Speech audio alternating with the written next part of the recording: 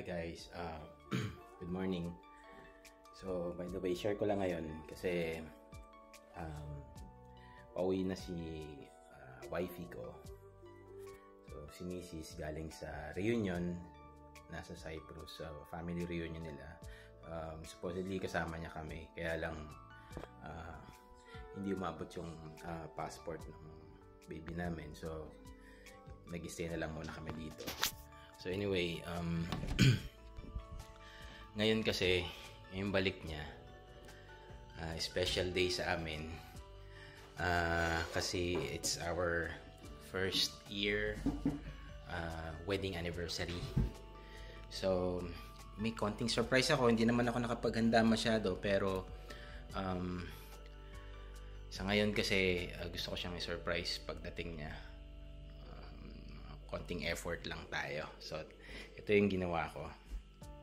So, ayun guys, nagluto lang tayo ng paborito niya. Ito yung tahong siya, actually.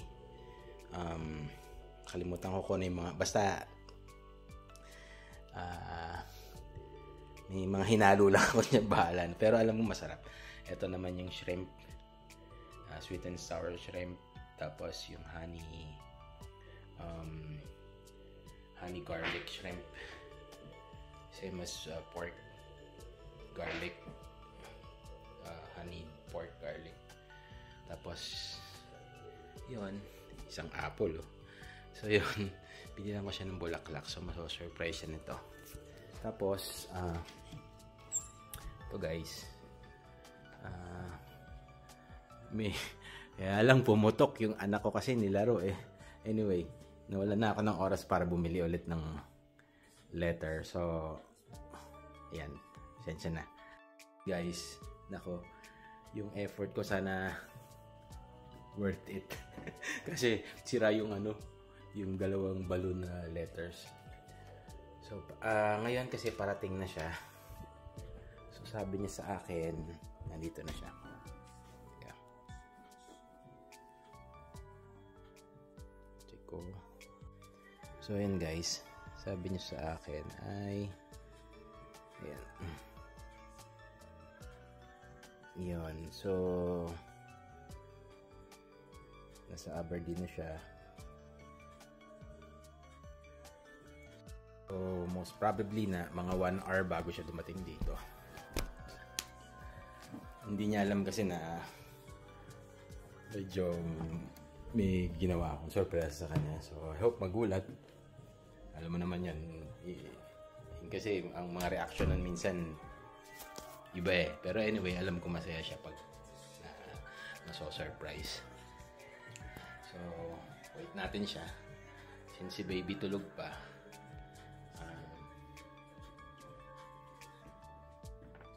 ibibigay ko yung bulaklak mula dito. Wait natin. Ayan guys, dadali natin doon. Malapit sa may pinto. Para pagbukas niya, ihaabot ko. Yan. Okay ba?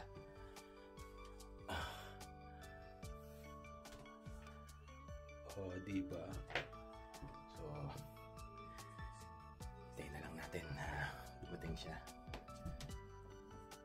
Wait lang.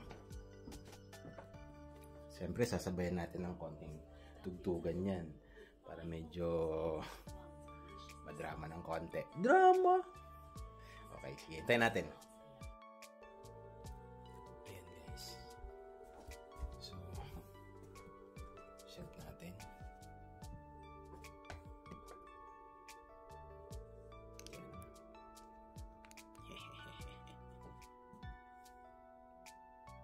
Ayan, so guys, sabi niya nasa Elo na raw siya. So check natin ilang minuto. Ilang minuto mula Elon. So ayan, ilang minuto. Yun. So 25 minutes. Mula Peterhead. So, Elon to Peterhead. 25 minutes. So, malapit na. Ilang minuto na lang. Yeah. Ready na natin. ayun guys, malapit na siya. So, nasa Peterhead na siya. Tingnan natin. Ayan. Tatawag na siya ng taxi. So, yeah, malapit na siya. Wait na tayo. Ready na natin.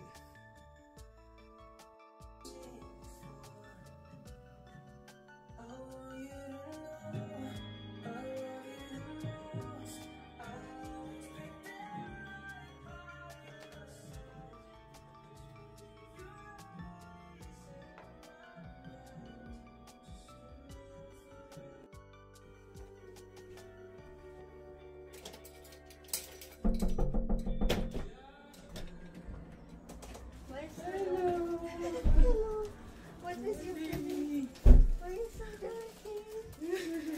We just woke up. How are you doing? You're crying. You're crying. No. Hello. Don't cry. Yeah. Do you recognize Mama? Yes. Do you recognize Mama? Love. Yes, for sir. you. Thank you. Happy wedding anniversary. Thank you. Let's put Yeah. to the bed. Wow. You want to cry? You want to cry? Do you want to cry? It's Mama. Kiss Mama. It's Mama. You're so little. You're so Let's go. little. Zin, come on, wash hands and I'll put your hands. Yeah. Do you recognize Mama? Yes, of She course. wants to cry. Yeah? Did you miss Mama? Kiss. Kiss. Okay. Okay, love. Okay. Come here. Guys, so for 2 weeks, nasa vacation si mama niya. Family reunion. So, nakita ulit kami. Nanibago si baby. She was, Kiss Mama. Kiss Mama. looking at her mom like, surprised because Love, Mama. it's What are you her. doing? It's her. Yes. Is it Mama like baby food? No, it was surprise Oh. for you. It's so beautiful. Yes, So, ayan. Medyo pinagluto ko siya nung request niya sa akin. So, ayan. Happy na naman si baby. Kasi dumating na si mama. So, yun guys. Thank you sa panonood. You go by Mama went out for 2 weeks. Nah, it's just a family reunion. So, thank you guys. You explained for one I didn't see. My family. Yeah. So, yun, 12 years na kasing hindi nakita yung family niya. So, it's about time for them to somehow have a reunion because they were in a different place.